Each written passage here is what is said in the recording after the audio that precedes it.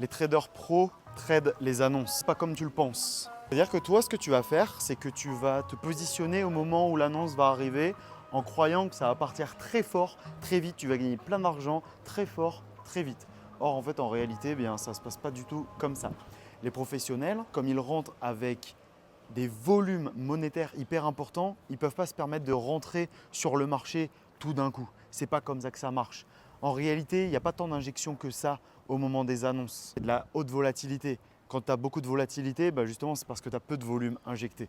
Et ça, vraiment, les gens ne le comprennent pas. Ils pensent que l'argent est là-dedans, dans le mouvement. Or, c'est totalement faux. L'argent est déjà arrivé. Les professionnels se placent en amont des annonces. Ils ne se placent pas au moment de l'annonce, c'est beaucoup trop risqué. Et pourtant, en fait, tout le monde a envie de trader les annonces au moment où toutes les annonces sont en train d'être faites.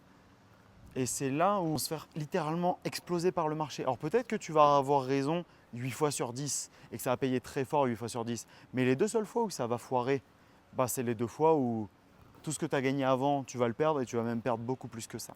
Vraiment, les annonces, c'est le truc à ne pas faire.